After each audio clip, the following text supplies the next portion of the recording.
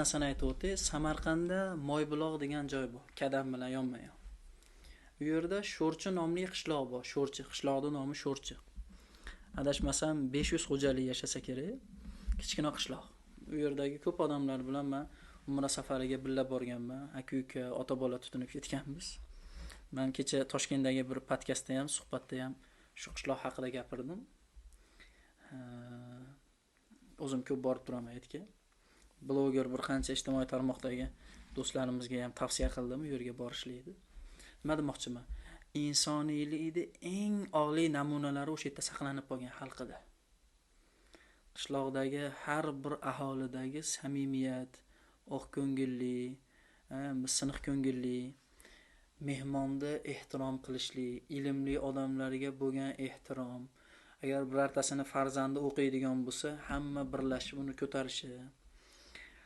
Qishloqdagi bir eng meni xursand qiladigan narsalardan biri, birortasi to'y qilmoqchi bo'lsa, o'sha chaqiruvchiga aytar ekan, u bir balandlikda qirga o'xshagan joyga chiqib, falonchinikiga nonushtaga yoki to'yga, nahorga deb bitta aytgandan keyin hamma birdaniga kiraverar ekan. U ali falonchi mana aytmadi, uyimga kirib aytmadi, xat tashab bermadi degan narsa bo'lmas ekan. Hamma o'sha vaqtda o'sha bitta xonadondan bitta odam yoki hamma birdaniga bo'lsa, kirib chiqib o'tirar ekan. Unaqangi nima ham yo'q, bir-biriga bo'lgan adovat ham, bitta ish qilmoqchi bo'lsa, hamma birdaniga ahil bo'lib, yig'ilib, tashkil ishlarni hal qilishar ekan.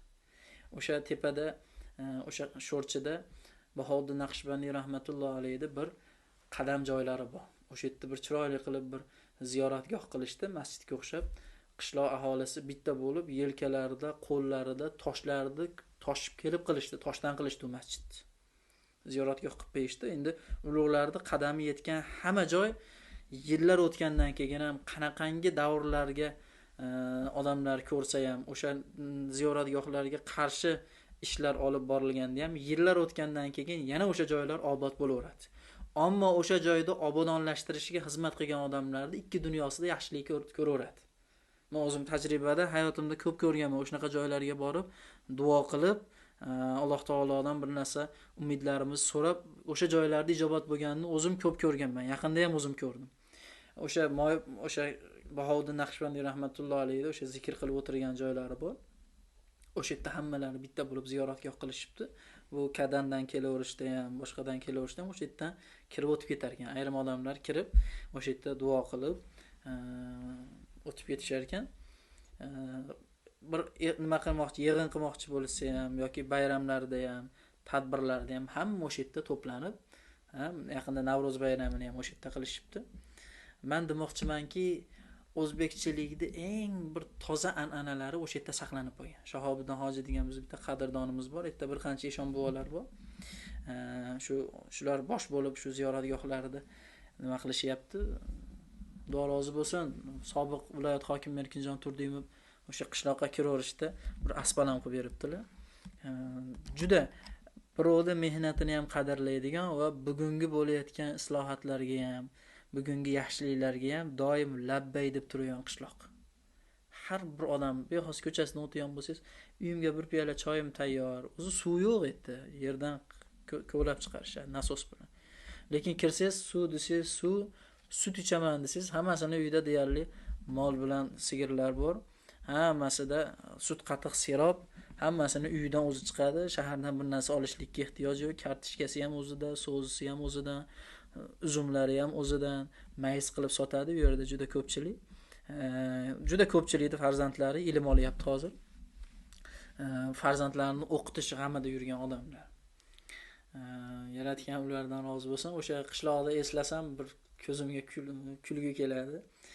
Xalqidagi samimiyat, oqko'ngillik. Yaqinda ham biz Hazrat domlamiz bilan borib 2-3 kun mehmon bo'lib keldik.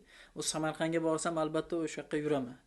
Yo'qa borib bir odamlarni bir ko'rib, eshon buvalarni bir ziyorat qilib, bir ozgina bir suhbatlashib o'tiramiz. So'zida hech qanaqangi bir tama yo'q, riyo yo'q, hali o'zini maqtash yo'q, o'zini bir katta olish yo'q.